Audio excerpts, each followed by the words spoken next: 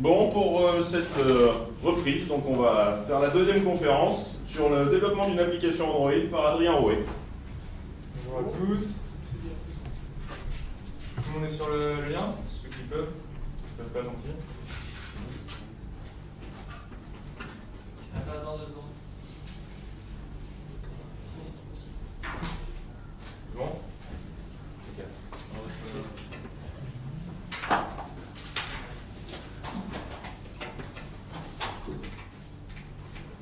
Bon, ça va plus être sur la production d'une application Android, donc il va y avoir le développement, mais il va y avoir toutes les étapes de la conception, c'est-à-dire tout ce qui va être mis sur papier, conception, développement, utilisation des API, utilisation des SDK et mise en production sur le Play Store. Donc on va commencer par, je vais commencer par me présenter déjà. Ça marche pas.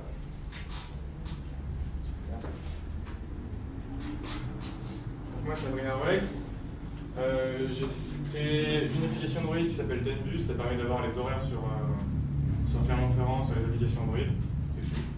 Ça marche pas trop mal. Voilà. La petite pub. Et si vous souhaitez me poser des questions, c'est contact@sparkit.net. Oui, les horaires sur quoi? Le réseau DDC. Ok. Tout ce qui est tram, bus et. Attendez. Alors, Android. Qui a un téléphone Android parmi vous déjà? Ouais, c'est bien. Qui n'a pas de smartphone? Voilà. Et qui a un iPhone? Non, non. On ne juge pas. Qui a déjà un petit peu touché au développement sur Android? Voilà. Et maintenant, qui c'est qui a un petit peu touché au Java? D'accord. Ok, d'accord. Personne n'a déjà développé, a produit une application sur Android? Sur le Play Store ou quelque chose? Non, pas sur Play Store. Pas sur Play Store, d'accord. Bon, bah c'est parti. Alors, Android, en quelques chiffres, c'est 1 milliard d'appareils activés, 1 milliard d'appareils activés à jour, 1,5 million d'activations par jour. C'est présent dans 160 pays, il y a 70% du marché et il doit y avoir, il y a à peu près plus de 700 000 applications sur le Play Store. Bon, elles ne sont pas toutes bien, hein, on va pas se mentir. Il y a pas mal de spam, mais de malware et ce genre de choses. Mais ça reste quand même assez fourni. Donc, on a avec Android, on a énormément de versions. Donc ça crée une fragmentation sur l'OS.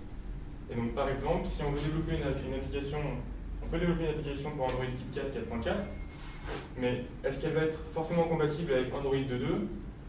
C'est quasiment sûr que non, parce qu'il y a plein de widgets et il y a eu plein de réformes graphiques qui sont faites à partir de la 4.0, parce que tout le monde connaît Android un petit peu au début, c'était des boutons orange avec sur des fonds gris.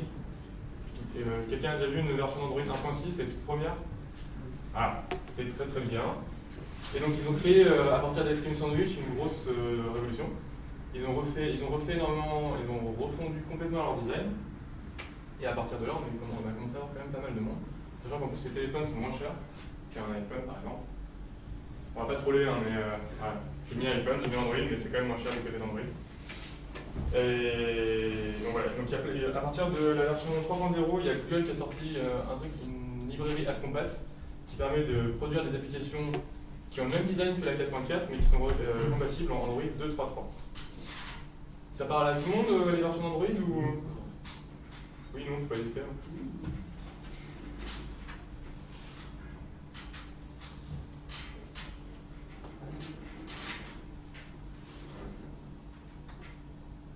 C'est un échec. C'est un échec. Voilà. Est-ce que vous voulez que je fasse la présentation plutôt sur une base un petit peu généraliste, c'est-à-dire on va faire une application comme ça, ou on part directement sur le principe qu'on veut créer une petite application bidon qu'on fera dans l'activité cet après-midi, mais histoire de voir les principaux principes, c'est pas mal ça. Histoire de voir les principes. Ouais. Qui a prévu de venir cet après-midi, que je ne m'en trouve pas tout seul quand même? Oula, d'accord. Bon, une petite application, un truc relativement simple, une météo par exemple, ça vous dirait? Où on ferait des sondes comme ça et ça rafraîchirait les données. Ça vous convient? Très bien. Alors, un truc que je n'ai pas prévu, c'est du papier par exemple. Tu sais s'il y a du papier, c'est quand même... coup, on va faire des wireframes et tout ça. Ah ouais. Il y a feutre? Non. Il est pas.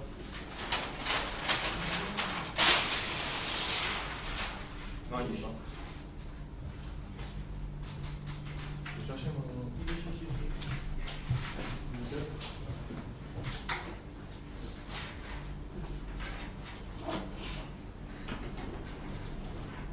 Et ici, qui a pris son câble micro SD. Son téléphone, ça fait une plus. Ouais. Non, non, mais c'est pas pour moi, c'est pour. C'est et toi, c'est où? Qui a un téléphone routé?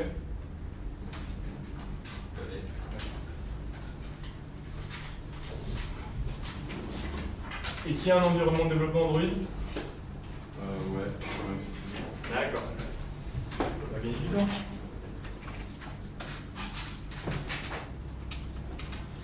Oui, c'est ça.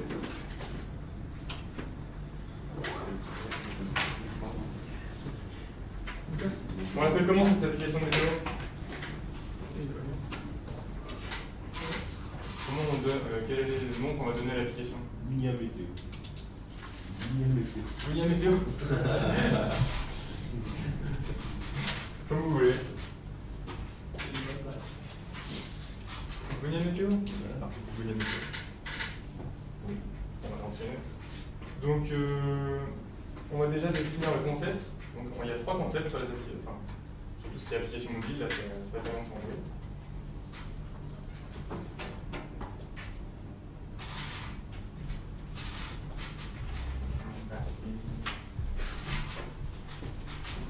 Du coup, ils sont pas centrés sur la vidéo, mais on les mettra à dispo en photo.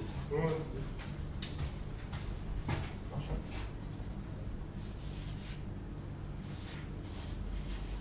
William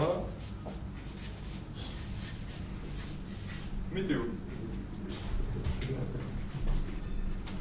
Alors, vous allez me dire à votre avis à quoi correspondrait par exemple William Météo. Donc, dans les concepts qu'on a sur les applications mobiles, on a les Science Tools. Dans les Science Tools, on a les applications développées qui vont être plutôt utilisées pour un usage précis, tout ce qui va toucher aux applications mail. Donc, au niveau du graphisme, on va aller à l'essentiel, il faut que ce soit minimaliste. Il faut que l'utilisateur, quand il ouvre son application, il ait directement l'information. C'est-à-dire qu'il ouvre, les données se rafraîchissent déjà, et en gros, enfin, si c'est possible, en gros, on va marquer le pourquoi de l'application. Par exemple, une application météo, on va afficher les degrés directement avec une petite icône avec des nuages ou ce genre de choses. Voilà. Les graphismes doivent être minimalistes, et en gros, on va à l'essentiel. À mon avis, ça sera plutôt sur celle-là, sur ce genre de concept.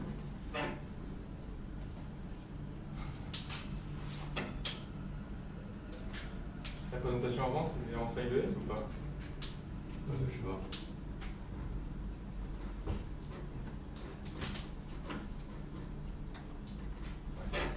Les Fun Tools, applications utiles et ludiques. Donc, pareil. Attendez, on va d'abord reprendre avant. Est-ce que vous pourriez me citer des Science Tools, par exemple, dans les applications que vous avez sur votre smartphone? Ouais. Du battery saver pour Ouais. Moi, je pensais plutôt à Gmail ou ce genre de choses, Gmail ou Dropbox.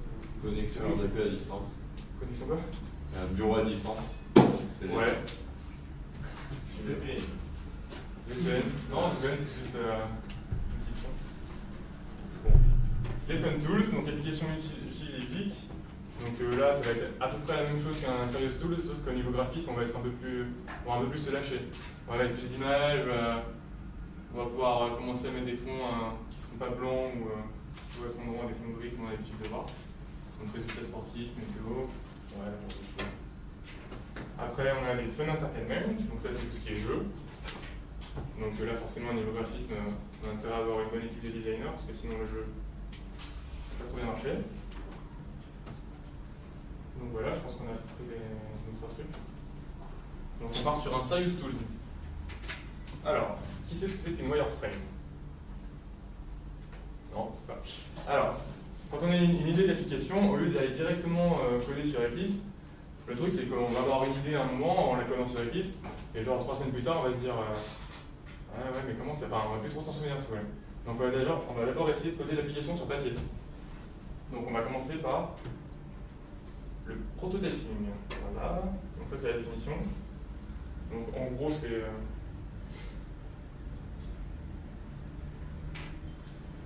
ouais, c'est un petit peu la définition Wikipédia, on va dire. Bon, on va d'abord la faire. Nous, par exemple, pour l'application de météo, on va partir sur 3 écrans. Un écran, un splash, avec marqué Bouillet météo. J'espère qu'il y a un beau logo.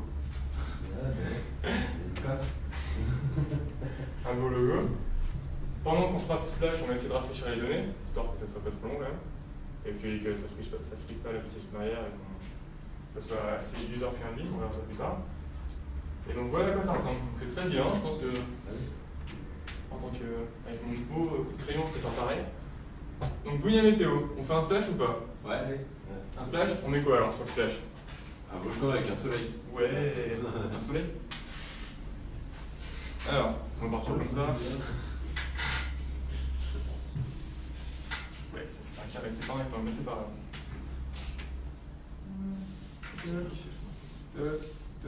Toc. Il y en a qui cherchent de trouver un bon background.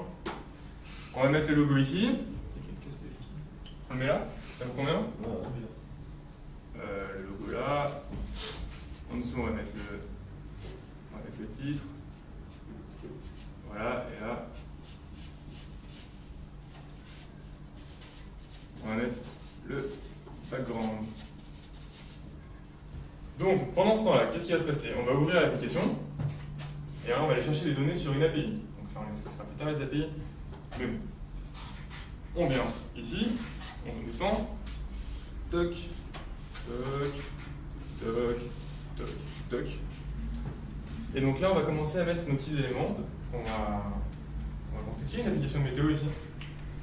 Ici? Non, ce sont les bonnes. Ah, c'était en fond. Donc là, elle est en fond, ouais. Yahoo Météo par exemple. Ah, Yahoo aussi. Ouais, donc Yahoo Météo, elle est super jolie, on va dire. Elle est quand même vachement derrière ça. Bon, on va pas aller jusque là, mais nous, on va commencer par mettre. Bouillet météo. On reste sur Clermont. On a plusieurs possibilités. Soit on centralise sur Clermont, soit on prend la géolocalisation du. Les données GPS. Les maisons des arabus, par exemple. On pourrait, c'est ce que j'avais pensé faire, mais ça, c'est juste un peu embêtant. Alors, on va mettre. Ici, on va mettre température. Là, ça sera la température. Ici, on va mettre la localisation. Voilà. Et donc là, on va offrir la possibilité de rafraîchir quand on descend, comme sur Facebook et sur Twitter. Voilà, et après, si on veut, on peut créer un petit bouton ici, on aura un petit engrenage là, toc. Donc là, ce sera nos paramètres. Dans nos paramètres, on peut effacer le cache par exemple.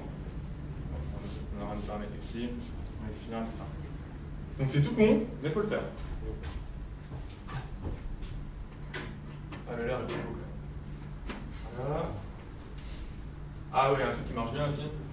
On va offrir la possibilité de partager sur les réseaux sociaux notre super météo, comme quoi on va dire à tout le monde qu'il fait super beau en Auvergne.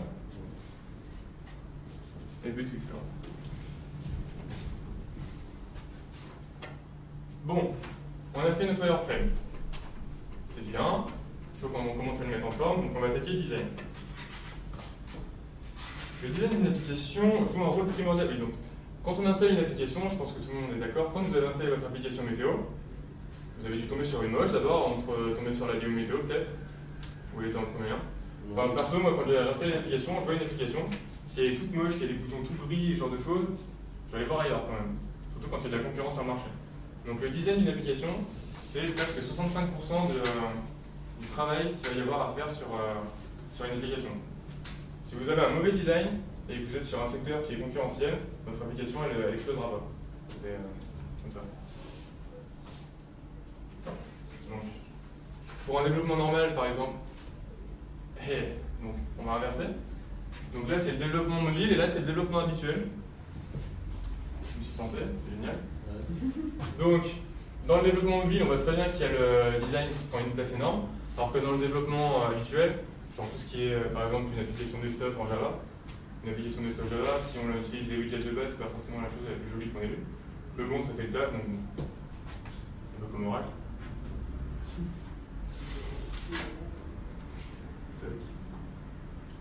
Donc là, t'as l'écran de couleur ou. Non, ça va être compliqué. Je pense que ça va être dur. Donc dans notre design, on va commencer à choisir les couleurs, choisir le flat. Est-ce que 1, 2, 3. Est-ce que tout le monde connaît le flat design? Oui. Non, tu connais pas le flat design? T'as un iPhone? Ouais. Et tu D'accord. Pas à jour. Ah, à jour. C'est pour ça.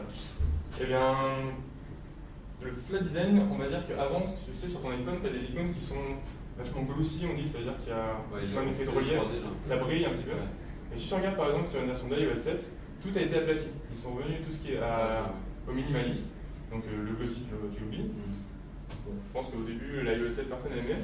Au final, ça rend quand même relativement bien. Et Google, c'est à peu près pareil maintenant. Si vous avez l'application Google Now sur une 4.2, tout ce qui est Google Card, vous avez les conteneurs un petit peu, je vous montre là. Et donc, quand on fait du flat design, par exemple, il y a un site à connaître. Flat Color Picker. Donc ça, c'est tout bon comme ça. Mais quand on va choisir notre couleur, on va éviter d'aller sur un picker RGB et prendre, tiens, là c'est du violet qui a l'air cool, machin. On va essayer d'aller récupérer celles qui sont ici, les codes RGB. Et si vous regardez bien, il y en a certaines que vous voudriez reconnaître. Donc celle-là, je pense que ça rappelle quelque chose. Ah, mais sur le projo. Donc quand vous choisissez vos couleurs, toujours utiliser un site qui s'appelle Flat UI Color ou Flat Color Picker. Pas prendre vos couleurs sur un... Peut-être que vous, elle vous paraît bien, mais ces couleurs-là rendent mieux sur les résolutions des applications, des devices. Sauf si vous pouvez mettre en... Flat UI Color, c'est le juste. Flat UI Color Picker. Voilà.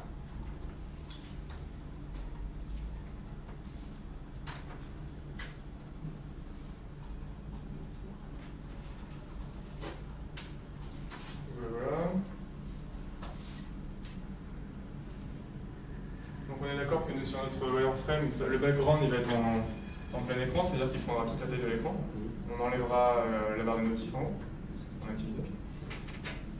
On aura le petit rafraîchissement, et ici, on aura notre localisation et notre température. Moi ça me paraît bien, pour une première application. J'ai son logo. Ah ouais, c'est bien sûr. Il va pas avec les couleurs. Ouais, bon, c'est pas grave, on le mettra. Flat UI Color, est-ce que vous avez des petites propositions pour là? Non? On s'en fout. Localisation, tel. Ouais, donc on va partir sur un fond blanc. On va mettre un conteneur ici.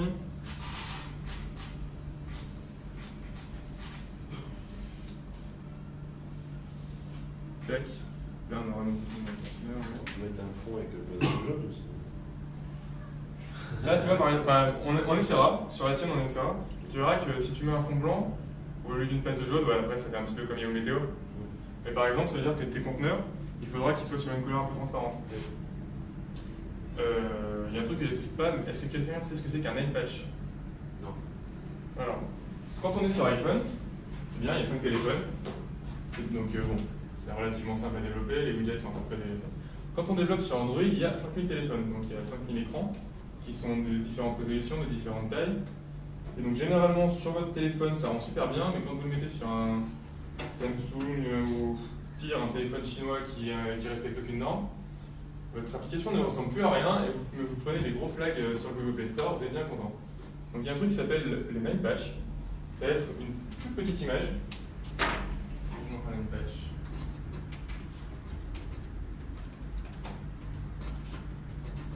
Voilà.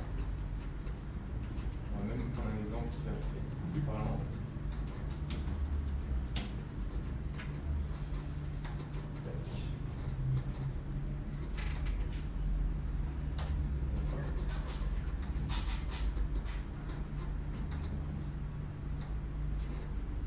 Par exemple, pour ceux qui ont déjà vu l'application Yahoo Météo, pour tous ceux qui ont déjà vu l'application Météo, on va marquer là. Imaginez un conteneur qui prend la taille de tout votre écran, tout votre écran, et qui a cette forme. Donc par exemple, quand on va générer une image NamePatch, on va prendre cette image-là, qu'on aura générée plus tôt. Google va la couper en 8 portions. Donc il va prendre celle-ci, celle-ci, celle-ci, celle-ci, celle-ci. Et donc il va savoir, grâce aux bordures qu'on a ici, là, là et là, que c'est sur ces bordures-là qu'il va pouvoir allonger l'image. Parce que là, forcément, on ne peut rien mettre dedans. Mais vu qu'il y a une bordure ici, et que notre image s'appelle par exemple background.9.png, on va pouvoir les tirer. Vous comprenez à peu près ou bof? Si? Par exemple, j'ai mon image qui est comme ça.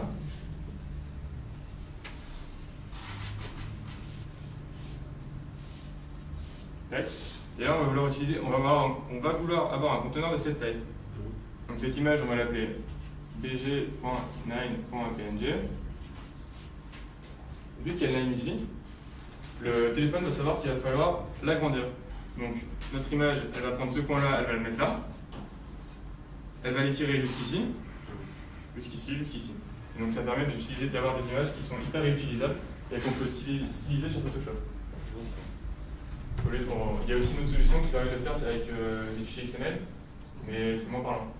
Quand tu es sur ton Photoshop, tu crées des trucs, tu choisis l'image que tu veux. Quand tu le fais avec un XML, tu vas rentrer tes codes HTML, tu n'auras que du code, tu n'auras pas forcément le résultat en face de toi. Enfin, personnellement, je préfère travailler comme ça.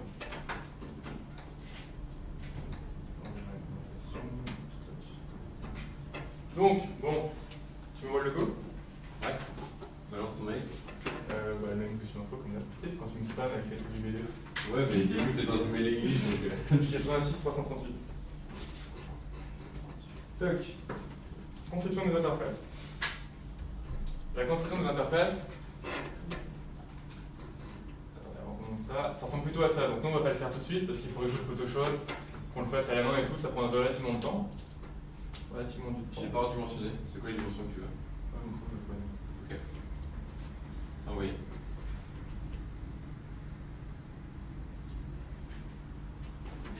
Donc une fois qu'on a réalisé notre conception fonctionnelle et technique, elle est assez rapide, mais on l'a là. On a à peu près une bonne image ensemble. On va commencer à aller mettre des vraies couleurs, des vrais éléments graphiques qui vont commencer à ressembler à l'appli finale, mais qui seront que des images. On appelle ça une maquette. Et quand on va la présenter au client, le client il s'en fout de voir ça. Pour lui, il va dire oui, vous foutez de ma gueule, j'ai payé 30 000 € et j'ai ça. Lui, ce qu'il veut voir, c'est plutôt ça. Quand on lui montre ça, généralement, il a les yeux qui brillent. Hop, donc ça, c'est des exemples de design d'application. Ça ne touche pas forcément Android, mais bon, maintenant, ça commence à se rejoindre. Donc par exemple, je ne sais pas si vous voyez là, mais on a une météo. Très vite fait, on a une météo. Après, on a ce genre de choses. Et là, on est plutôt sur de l'iOS 7. Donc on a des designs à plat. Pareil, le background qu'on aura ici, vous voyez que c'est une image floue ou pas? Ouais. On va prendre l'image des volcans qu'on va voir. On va appliquer un flow gaussien dessus. Et on va le mettre en fond d'écran. Tu as déjà lancé Twitter par exemple sur ton téléphone? Ouais. Un autre site à connaître.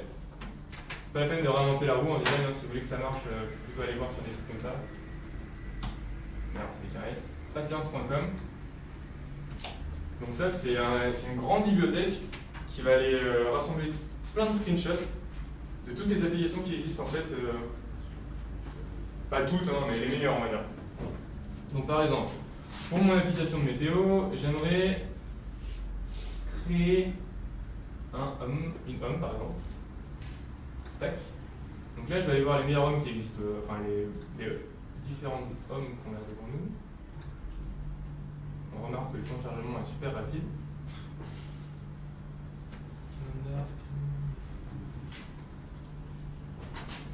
Ok. Sinon, ça ne veut pas, ça ne veut pas.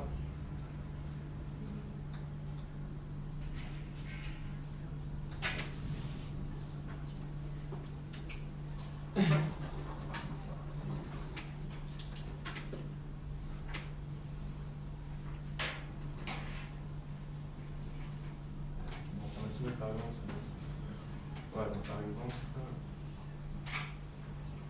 voilà. Partons sur partir sur un truc comme ça vous convient? Bon, on va mettre un peu la dame en fond. Sur celle qui est à droite. Ok. Donc, on va plutôt sur celle-là. On va imaginer celle-là sans le login, donc un truc qui ressemblera à ça, avec notre icône de Gounia Burger, de Gounia Météo. Et en fond d'écran, on aura une image un peu floutée comme ça. Est-ce que ça vous plaît ou ça vous convient? Je trouve la photo des volcans là. Ouais, des volcans, et puis tu lances Photoshop, tu mets un fou dessus, histoire qu'on voit un peu. Sinon, on peut mettre un volcan dessus. J'ai une taille smartphone. Ouais, non, mais au pire, tu m'envoies et on essaiera de la retailler pour qu'elle s'adapte. Ok. Coding. Donc maintenant qu'on a fait notre design et qu'on a pris 100% du temps, on va attaquer le coding. Donc, je suis dans le coding. Quand on développe sur téléphone mobile, c'est pas complètement c'est plutôt différent de ce qu'on a l'habitude de voir. Une personne qui fait le design, une personne qui fait le back-office et une personne qui fait le front. Le développeur va un peu toucher à tout. De toute façon, généralement, quand on développe une application mobile, sauf si on est dans une grande boîte, la plupart du temps, on est tout seul sur le projet ou deux. Mais on est obligé de toucher à tout. Sachant qu'en plus, sur Android, on n'a pas forcément besoin de réinventer la roue, puisque le système Android s'appuie. Enfin, quand on va les développer, on aura des fonctions qui seront déjà quasiment toutes faites. Pas toutes faites, mais en gros, c'est un puzzle qu'on est obligé de remettre. Une fois qu'on connaît les noms des fonctions, on ne va pas être obligé d'avoir à recoder quelque chose. Par exemple, pour le slide to refresh qu'on va faire, on ne va pas être obligé de recoder la détection d'événements comme ça, on va utiliser une librairie, ou alors un événement qui existe, une fonction qui existe déjà dans le framework, via la compat, et qui sera rétrocompatible sur toutes les anciennes versions. Donc, c'est pas qu'on ne fait pas de code, hein, faut pas dire ça.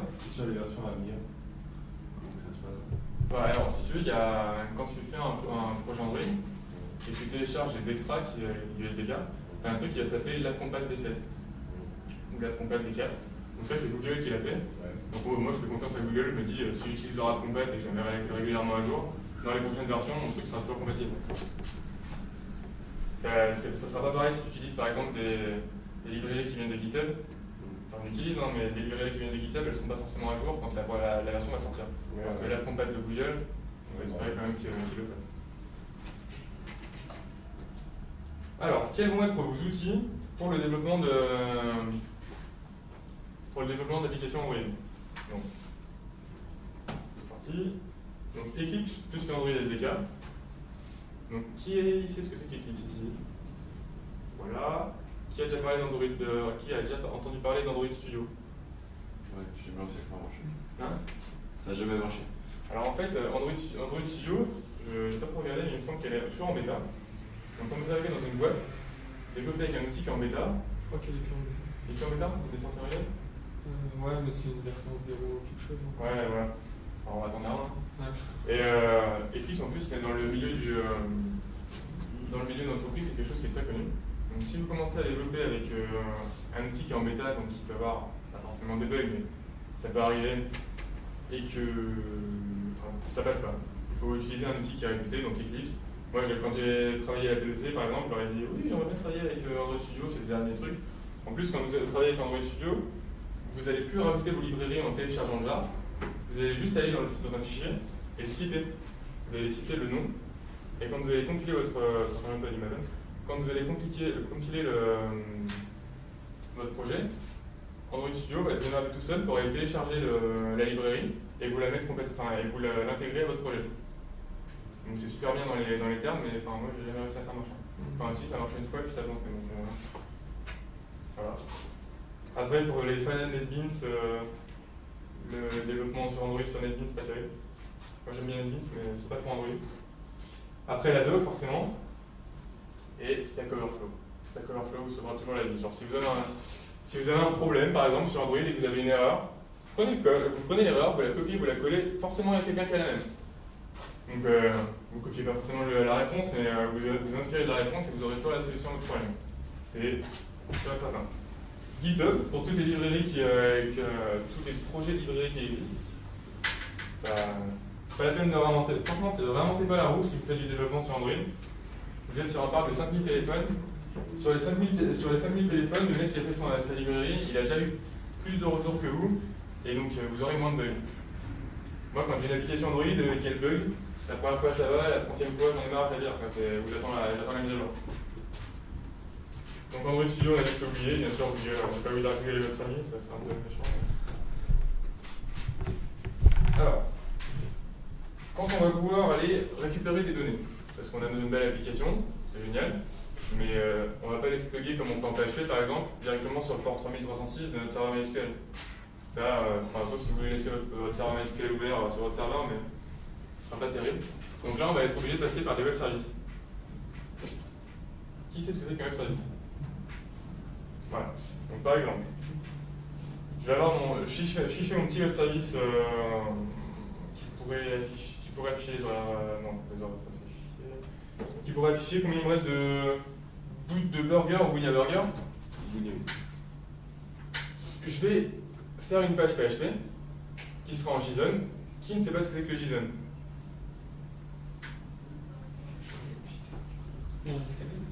Ou le XML, mais le XML.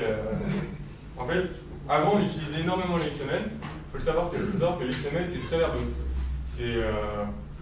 En XML vous allez avoir 30 lignes, en JSON vous allez en avoir 9. Personne n'a jamais vu. Bon, on va montrer le XML. Un petit exemple. XML c'est le tableau et le JSON c'est l'objet, c'est ça? Ouais, c'est ça, mais c'est des objets. Surtout le JSON c'est vachement plus léger sur ta connexion. D'ailleurs, j'ai une question encore en JSON. Pour récupérer, quand tu récupères ton JSON, tu utilises quoi? Tu utilises des librairies genre Jackson ou... Ouais, mais j'utilise plutôt en vrai HTTP request et après je vais faire mon parsing avec JSON. Avec JSON. Donc voilà à quoi ressemble un fichier XML. Ici. Et un fichier JSON. Un JSON tout court.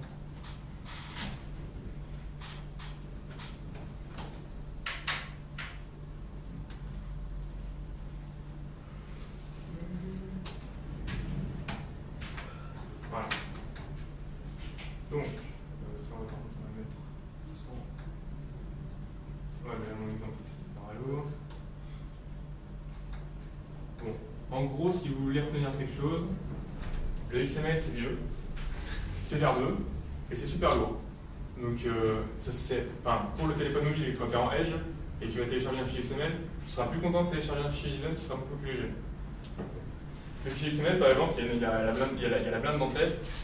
À chaque fois qu'on va récupérer quelque chose on va être obligé de descendre toute la structure qui va être répétée 1000 fois pour chaque objet.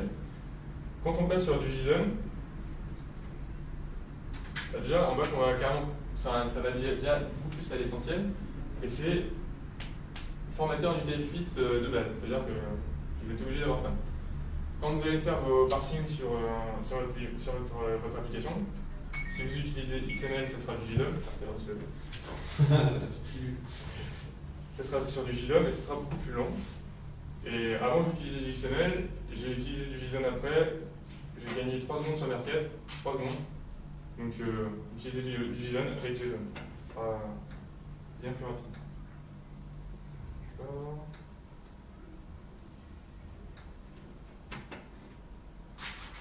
Voilà. Après le cryptage, les informations de météo, on va pas les crypter. Puis c'est un peu trop compliqué pour... Donc notre web service il sera en JSON. Ici, JSON, sauf que nous, on va passer par des API. Parce qu'on ne va pas payer un mec pour qu'il nous dise où va installer une station météo à Clermont-Ferrand pour savoir combien il fait. Pour ça, ouais, donc ça va avoir la station. Les API. Toc. Donc ça, c'est une... Alors, la définition de base, c'est une interface de programmation est un ensemble de fonctions, de procédures ou classes mises à disposition des programmes informatiques par une bibliothèque logicielle, un système d'exploitation ou un service. La connaissance des API est indispensable à l'interopérabilité entre les composants logiciels. J'imagine que ça parle à personne. Voilà. Donc, qui connaît Apigee? Apigee, c'est une banque de données d'API. Par exemple, quand vous allez utiliser Instagram ou Twitter, votre application Twitter, elle se plug sur une API.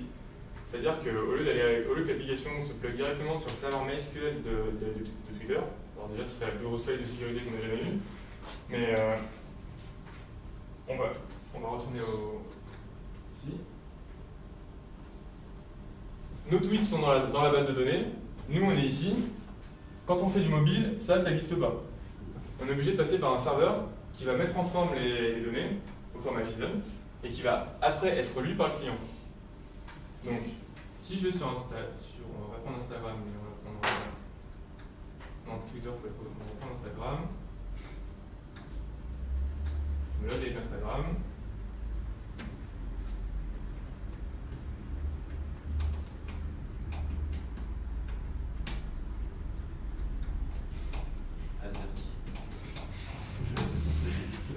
Ok, génial. C'est un échec. On va c'est une démo, donc c'est normal. Ah, c'est correct.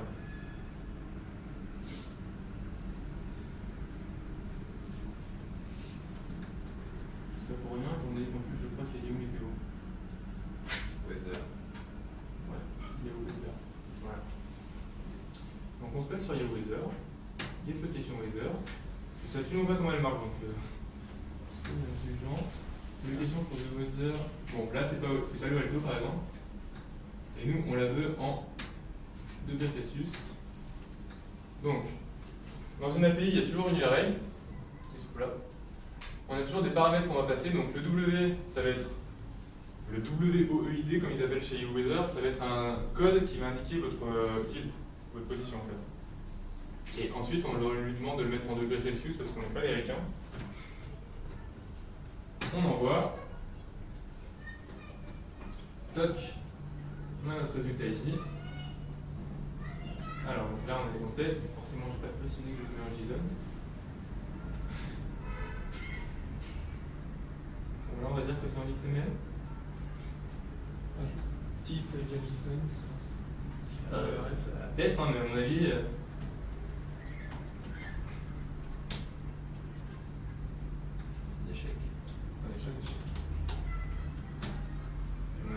Pas de format, on va juste mettre une API.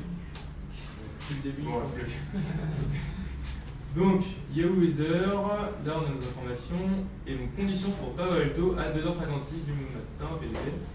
Donc on a nos informations ici. C'est 37 degrés.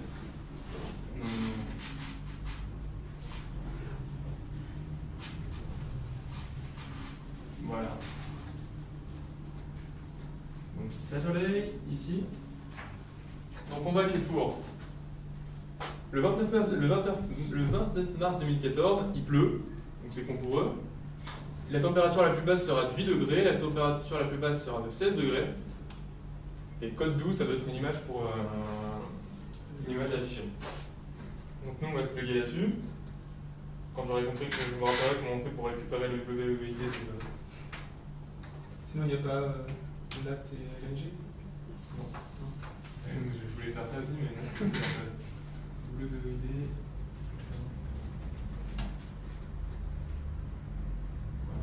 Plutôt, par exemple. Voilà, agglomération, comédie, Clermont-Ferrand. Voilà. Clermont-Ferrand, voilà. On a un truc là. On va aller lui demander comment il fait chez nous.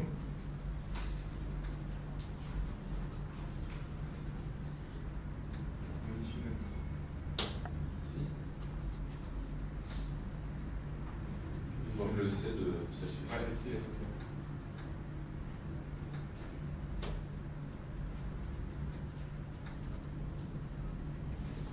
Donc là, on est bien à Clermont-Ferrand. Et les conditions pour aujourd'hui sont, donc on a une vitesse de vent de 38 km/h. Oui. Si on regarde bien. Donc là, par exemple, on va avoir notre.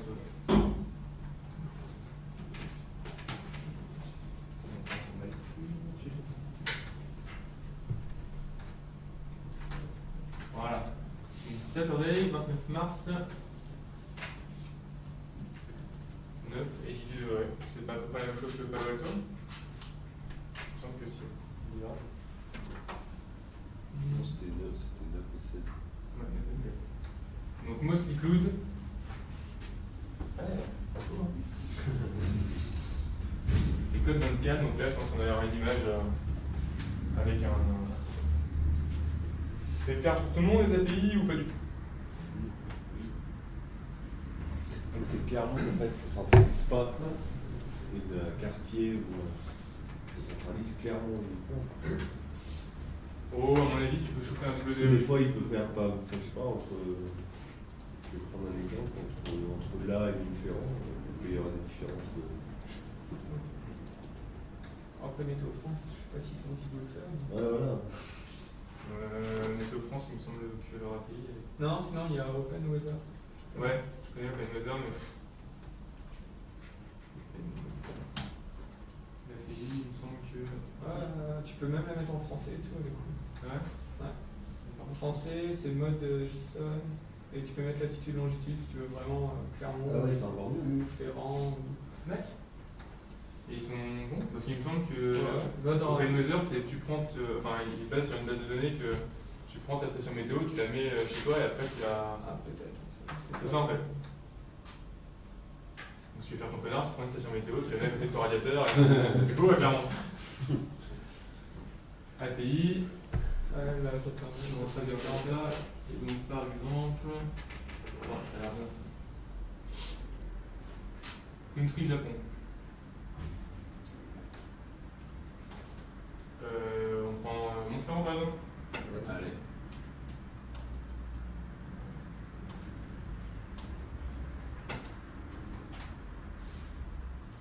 C'est là? Non. Quelqu'un aurait le code postal de Montferrand s'il vous plaît? Non.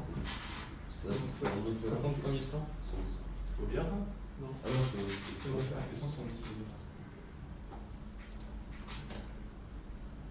Ouais.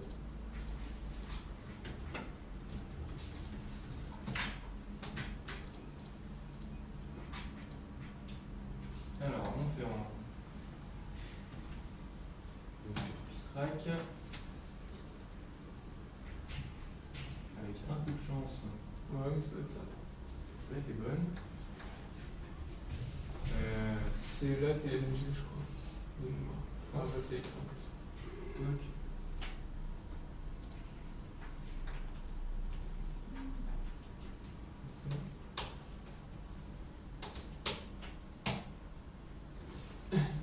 Alors, Sky is clear.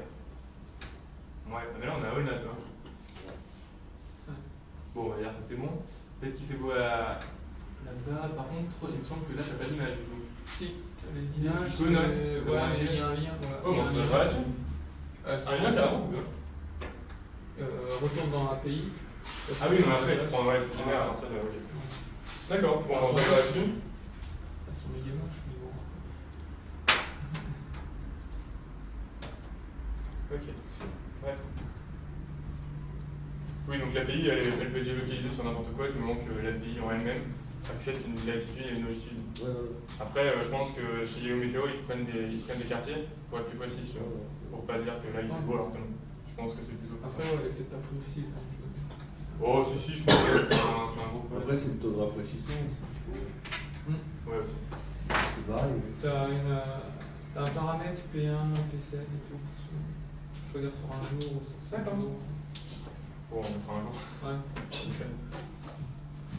Donc les API, c'est clair ou trop flou? Voilà, bon après livrer. Ah oui, alors ça c'est pareil, c'est magique aussi. Qui connaît jQuery? Ouais. Voilà, bah, pour Android il y a jQuery. C'est pareil. C'est-à-dire que tous les trucs chiants à faire, ou qui bug, ou qui vous allez faire votre fonction, elle va prendre énormément de mémoire. jQuery est là. Et donc avec jQuery, vous l'initialisez au départ, vous lui passez un contexte, le contexte on verra en activité plus tard. Et par exemple, vous pouvez, en 2 lignes, vous pouvez télécharger une image et la mettre dans une image view, directement, en 2 lignes. Alors Alors que normalement, c'est à peu près 40 lignes pour faire ça. Donc on gagne énormément de temps, c'est stable. Moi j'utilise dans les projets, j'ai jamais eu de bug que c'est ça. Et en plus, quand vous n'avez pas de réseau ou que vous avez ou que l'image plante, l'erreur est gérée. Ça marche pas que pour ça, hein, mais c'est principalement pour ça que j'utilise. C'est magique. Après, vous avez Action Bar to Refresh, ça va être le truc pour rafraîchir. Mais j'ai un ami qui m'a dit qu'il y avait hier un composant d'Android qui le fait déjà. Maintenant, on est dans une 4.4 qui est disponible dans la contact, donc j'essaierai de faire marcher ça à midi pour voir comment ça fonctionne. Et après, tout ce qui est Facebook, Twitter, ça va être des SDK. C'est ce qui va vous permettre, par exemple, de proposer un bouton connexion with Facebook. Et quand vous mettez connexion with Facebook, après on a accès à tout. Parce que généralement, ça vous met Facebook, machin, ou OK. Et après, on a accès à toutes vos données. Et on peut prédire avec qui vous avez envie de sortir, ou qu'est-ce que vous allez manger, c'est génial. Donc Facebook, Twitter, donc n'essayez jamais, enfin, libre à vous d'essayer de refaire des composants, mais... Il y a un SDK Twitter. Non, il y a des il me semble. Ça, c'était ce matin à 19h. Quand vous avez publié une application, alors, moi par exemple, je vais prendre un exemple concret. Quand j'ai fait la V1 de Tenbus, il y a un soir, j'ai fait c'est bon, ça me saoule, je l'ai mis sur le store. J'ai gagné du temps ce soir-là, j'en ai perdu pendant les 3 semaines après. Parce qu'après, tous les bugs remontent vers vous, et il faut les corriger, parce que sinon votre application descend. Donc, faites une phase de test, ça prend un peu de temps. Le Google Play Store permet de faire des phases de test sur certains téléphones. Vous créez une page Google+, ou un Google Groups, vous mettez les adresses email des personnes, vous leur envoyez un lien, et là les personnes vont pouvoir télécharger votre version à vous. Par exemple, vous allez proposer à 30 personnes de télécharger votre application, et vous allez avoir les bugs et toutes les erreurs code, les mêmes erreurs que vous avez sur Eclipse, qui vont remonter sur votre Play Store. Donc c'est hyper important. Essayez, quand vous faites une phase de test, de ne pas mettre que des Nexus S, parce que forcément ça marche super bien sur les Nexus. Essayez plutôt de mettre sur des Wikio, ce genre de choses. Ou sur des Sony aussi, parce que la surcouche Sony, c'est horrible. Alors, cette étape est cruciale car les apps intègrent de plus en plus de procédés comme la géolocalisation, mais surtout ce qui est super relou dans quand vous faites votre application mobile, vous êtes en train de faire une requête, le mec passe sous un pont, il n'a plus de réseau, une fois sur 10 ça va planter. Parce que vous n'aurez pas géré le nul qui va revenir, votre application va mettre votre application a bugué, voulez-vous faire un rapport?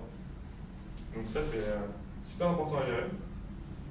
Et surtout, essayez de corriger le maximum de bugs que vous aurez en phase de test quand vous allez publier votre application. Parce que si vous publiez votre application et que vous êtes obligé de sortir 15 patchs pour qu'elle soit stable, c'est chiant. Surtout qu'en plus maintenant, les gens qui cliquent même plus sur faire un rapport, ils mettent OK, donc vous savez même pas qu'il y a une erreur. Il y a des outils qui permettent de les récupérer quand même, mais... Publication. Donc là on va troller sur Apple, ça va être bien. Alors, achat de la licence, 25$ à vie. Chez Apple, c'est 90€ par an, plus un Mac, plus un iPhone, si vous voulez l'avoir sur un iPhone. Gestion des versions alpha, bêta. Statistiques avancées, remontée de bugs, achat in-app, tout ça, je vais vous faire une démo en vous montrant bien, ce sera plus simple. C'est relativement complet comme outil. Après, je troll sur Apple, mais j'ai jamais vu le vrai d'Apple. À quoi ça ressemble? On va sur Google, machin. Tac. On va prendre celle où il y a le plus de monde, par exemple. Ici. On va aller voir nos statistiques, par exemple, aujourd'hui. Ou hier, plutôt. Alors, c'est hyper complet. On peut avoir les installations actuelles. Donc, on voit qu'aujourd'hui, on est à 2883. On peut aussi voir les désinstallations, parce que c'est plus intéressant. Voilà, donc on voit qu'on a 17 désinstallations pour hier, ça fait plaisir. Donc 17 installations pour hier, sachant qu'on a eu 26 installations. Voilà, on a gardé, j'en sais rien, même personne. Donc, ok. Et un truc qui est relativement important, ça va être votre note. Qu'est-ce que c'est que la note? Qui a déjà mis une note sur le Google Play Store? Vous avez mis combien? J'ai mis 5. À qui? À moi? D'accord. Si par exemple vous mettez 1, l'application et que vous êtes sur un secteur concurrentiel, votre application, elle saute. Enfin, elle va descendre hyper bas, juste parce que vous avez mis une note. Par exemple, si vous avez mis une centaine de notes, que vos 100 notes sont révélées concordantes avec ce que vous avez mis, et que vous mettez une seule note à une application, parce que par exemple vous voulez le trouver, c'est comme le référencement en fait. Si vous êtes sur c'est comme si vous faisiez un mauvais référencement pour l'application, votre application elle descend. Et puis un truc sympa aussi, quand vous mettez des notes de merde, par exemple, une note à 1 étoile, dites pourquoi. Ça pourrait aider, par exemple, si je trie pour les notes à 1 étoile, voilà, j'ai trop nul. Merci, mais j'aimerais bien savoir pourquoi. Un truc sympa aussi, c'est les plantages ANR. Alors, ANR, qu'est-ce que ça veut dire? Ça veut dire arrêt non reporté. Je crois, je t'avoue. Et donc, si on regarde les 90 derniers jours, et qu'on regarde cette semaine, il y a des crashs. Donc ça, c'est super bien. Vous allez, quand on va faire du développement tout à l'heure, vous allez voir qu'on va travailler avec un outil qui s'appelle le Logcat. C'est votre téléphone, quand vous êtes en mode développement, il va loguer tout ce qui se passe sur le téléphone. Et quand votre application plante, on a exactement ce message d'erreur-là qui s'affiche en rouge. Et donc, quand vous envoyez un rapport sur une application qui plante, moi je vais recevoir ça derrière. Donc ça va m'être super bien parce que je vais savoir que... Je vais savoir que à la ligne 363, j'ai un nul qui retourne. Donc là, si j'ai un nul, c'est sûrement que je n'ai pas géré l'erreur de la connexion Internet, quand le mec n'avait pas de connexion Internet et que du coup, il a retourné un nul. Donc ça, c'est super pratique. On sait que c'est un Galaxy S3. Donc Galaxy S3, on va gérer l'erreur. Autant dire que quand ça va être un téléphone chinois, on va dire c'est normal. Après, on a des conseils d'optimisation. Mais par exemple, si je voulais, par exemple, sortir une mise à jour, mais que je veux utiliser des bêta-testeurs ou des alpha-users, je me mets là. Bon, là, j'ai supprimé. J'importe mon APK de test et je vais gérer ma liste des utilisateurs ici. Et j'aurai dans cet onglet-là tous les bugs de l'application, mais que pour ce groupe de personnes-là. Donc ça permet de corriger tous les bugs pour cette application-là, d'en sortir un autre, d'enchaîner, et ensuite, ou après, alpha, bêta, je peux directement mettre en bêta, c'est pas. C'est quoi la différence? Franchement, rien. Bêta. Alpha. En gros, tu as une grosse différence entre production et bêta alpha. Alpha, en gros, une alpha, ça va merder tout le temps. Enfin, tu es sûr que l'application va merder. Bêta, ça va être une pré-production. C'est-à-dire que tu aimerais bien la sortir, mais tu vas encore faire des tests pour savoir si c'est des bugs. Et production, normalement, tu as 0 bug.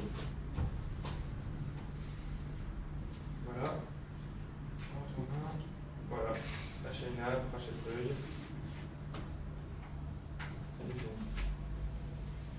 Voyez Walou. Bon, j'espère que ça vous a plu. J'ai pas trop répété par exemple et en fait. Intéressant. Non, c'est chiant. J'espère que ça va vous intéresser. Et puis voilà. Ça prend combien de temps?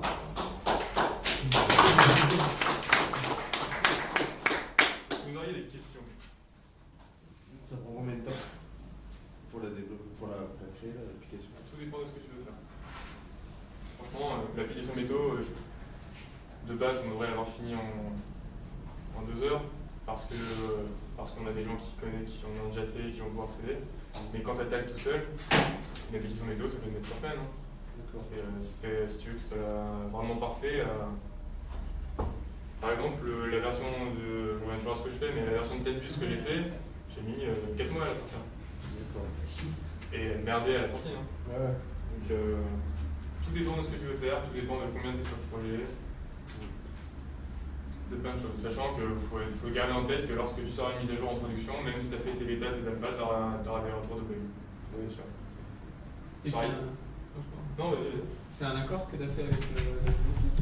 Non. Ou pas du tout? Non. Au début, c'était pas un accord, après, je suis allé bosser chez eux 2 mois, et ils vont sortir leur mise à jour en septembre. Qui est de toi ou? Oui. Enfin, après, eux, ils l'ont développé avec une dev. Donc, Dur. Erreur. voilà. Mais ils t'ont fourni des flux, des choses comme ça, ou t'as galéré? Non, au tout début, j'ai fait 350 000 requêtes sur leur serveur pour avoir 350 000, hein, vraiment, sans me faire ban, et j'ai réussi tout leur travail. Sécurité, quoi. Grosse sécurité à la TDC. Voilà. C'est bien. Bonne initiative. Moi qui suis complètement nul en développement, qui ne connais rien, est-ce que je peux produire une appli avec tous les outils que tu as donnés? Et si oui, en combien de temps Ça dépend si t'es passionné ou pas. Si t'as vraiment envie de sortir ton Si application. j'ai vraiment envie de le faire, est-ce qu'avec les outils, les librairies, les applis, etc., je peux faire quelque chose disons, en un mois? Ah oui, en amont, oui. D'accord. Après, je peux te fournir des outils. Sur Internet, si tu veux, il y a tellement de. Je te dis, avec Stack Overflow, au lieu de bugger sur une erreur pendant trop longtemps, tu vas dans ton logcat, l'erreur que tu as, tu la copies, tu la colles. Et surtout, si tu veux progresser super vite, ben, tu nous demandes. D'accord. Mais est-ce qu'en termes de code, ça va vraiment pousser, après ça dépend aussi ce que tu veux créer comme application. Mais est-ce que par exemple pour une application de météo de Google, c'est complexe, C'est pas complexe si tu travailles avec des gens qui l'ont déjà fait avant. D'accord. Par exemple, moi je prends mon cas, je t'explique. Au début, je faisais des threads. Des threads, faut pas en faire, je faisais des news threads. J'exécutais mon thread. Donc si tu veux, je détachais un thread, c'est tu détaches ton application de l'autre, de ton flux principal. Et quand j'ai lancé mon thread, j'ai récupéré mes infos. J'ai vu JC, il m'a dit « Mais c'est de la merde ce que tu fais !» Donc voilà, il m'a montré un truc si tu veux, et il m'a montré qu'en à peu près une trentaine de lignes, on pouvait faire ce que moi je faisais en 300. D'accord. JC, grand philosophe. Voilà. En fait, donc la communauté, ouais, si tu veux, elle est active. Donc, Si tu veux vraiment te progresser super vite, d'accord. demande à des gens qui en ont déjà fait un petit peu avant et qui ont déjà fait les conneries en dos en fait. Mais ouais, en un mois, faire une appli météo comme ça, même tu pourras la faire si tu veux, une heure par soir, un truc comme ça. Et si t'aimes les trolls, tu peux rejoindre le labo mobile où t'as Thibaut et JC qui se trollent mutuellement sur Apple et Google. Voilà. Mais ouais, je pense que en un mois, t'as déjà fait du Java ou pas? Ouais, mais je sais pas vraiment une course. J'ai tenté, mais ça m'intéresse, c'est sympa de pouvoir justement créer son appli et avec les outils que tu as donnés, au final, je dis que c'est possible de le faire. J'essaye pas de réinventer la roue, non, franchement. Je me dis pourquoi pas un jour justement tenter de faire un petit plaisir. Non, mais franchement, tu peux faire ce que tu veux. D'accord, bah, je sais peut-être. Le coût de fonctionnement, donc c'est que les 25$. C'est que les 25$. Après, moi, je paye un serveur parce que j'ai eu un gros coup de chance. Cet été, j'ai eu un Kim Soufi à 3,25€ par mois. Avant la faillite. Avant la faillite. Et donc, voilà, ça me coûte 3,25€ En fait, par mois. c'est que les 25$ correspondent juste au service de Google, C'est de rapporter les logs et les erreurs et tout ça. Et publier sur leur store. Et publier en plus sur leur. Ah oui, tu publies sur leur store, en fait, tu payes 25$ et tu publies autant d'applications que tu veux. Je trouve que 25$, c'est que les frais de dossier en fait. Ah ouais, carrément. Les gens des frais de traitement pour déclarer en tant que développeur. D'accord, voilà. Et après, ouais, et puis c'est pour un petit peu freiner les mecs qui voudraient mettre pas de merde dessus. Ouais, oui, c'est soit payant, mais moi je trouve que c'est même dérisoire. Ah oui, c'est dérisoire comparé à Free, comparé à Apple, c'est dérisoire.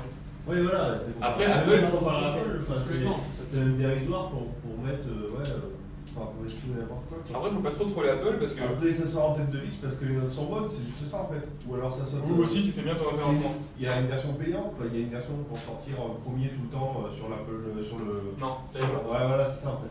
Il n'y a pas de marketing derrière dans le sens où, voilà, comme sur le bon coin, tu payes, tu es en premier, en test. Non. Voilà. Enfin, il y a peut-être moyen. Enfin, si tu as un statut qui s'appelle super développeur, et là, il doit y avoir 200 personnes qui l'ont dans le monde.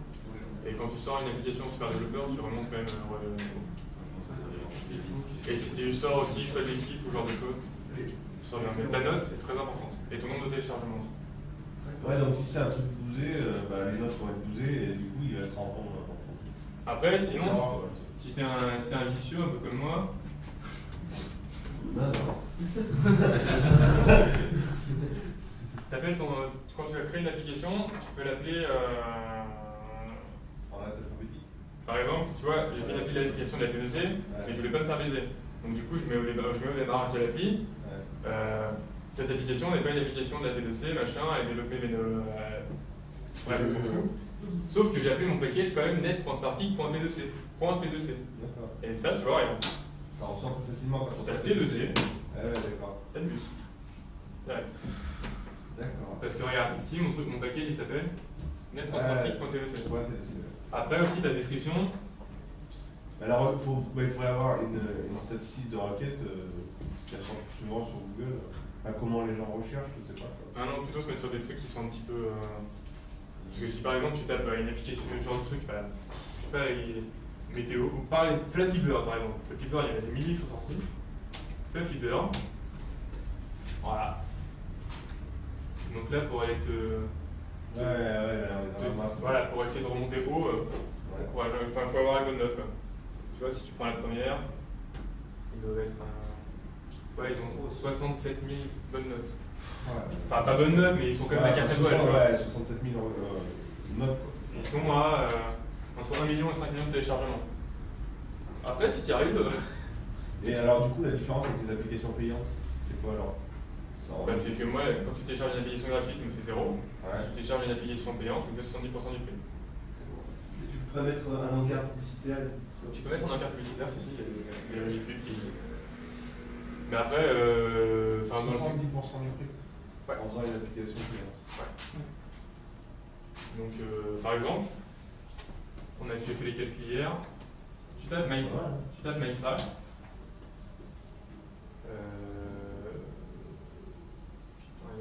Voilà, c'est celle-là. Celle-là, elle est en gros, c'est l'une des plus téléchargées. 5,49 l'application. Ils ont entre 1 million et 5 millions de téléchargements. Ça veut dire qu'ils sont à 2 millions de téléchargements. Les mecs qui prennent. Non, mais c'est pas les mecs qui prennent. Les mecs sont capables de payer 5,49€ quand même pour. Ça devient chic quand même. Bon, bref, je sais plus combien tu te fais, mais tu te fais 2 millions. 2 millions de 300 000. Après, il faut savoir développer Minecraft, hein, mais. Il faut savoir que Candy Crush Saga, c'est une boîte qui fait entre 600 000 $ et 1 million de dollars. C'est gratuit. Oui. C'est gratuit. C'est c'est gratuit les téléchargements. C'est gratuit, mais si tu veux te faire des sous, tu veux faire du avec les 82 centimes, je sais pas. C'est une boîte qui sort de bénéfices quand même entre 600 000 et 1 million par jour. Ouais, enfin, ils sont rentrés en boursière. Oui, d'accord. On voit s'ils vont venir sur la durée, mais c'est quand même énorme. Oui, enfin King, ça s'appelle King la boîte. Ah, mais maintenant, c'est devenu comme ça, les jeux, ils achètent plus tout fait, on paye au fur et à mesure dans les parcours et tout ça, quoi. C'est ça, tu regardes GTA? GTA 5, je sais pas si c'est Android, mais GTA 5, c'est plus du clap. Il l'a jamais vu, mais après, il y a masse de clap. C'est bien,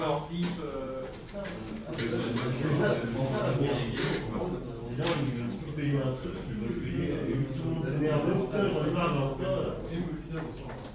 Exactement. Des fois, tu payes le jeu et en plus, tu as ton achat. Ouais, mais il y a aussi un seuil. C'est plus difficile de sortir 5,40 €. Ouais. De sortir par 80 centimes. Ça vient du fait qu'on est sur le Play Store. 5 € sur l'App Store, ça passe tout seul. C'est normal. Même 10 €, la paye. C'est pour ça qu'en gros, on contrôle Apple pour faire des sous. Apple, en fait, c'est tout con. Quand vous créez un compte Apple, vous êtes obligé d'entrer votre code de carte bleue.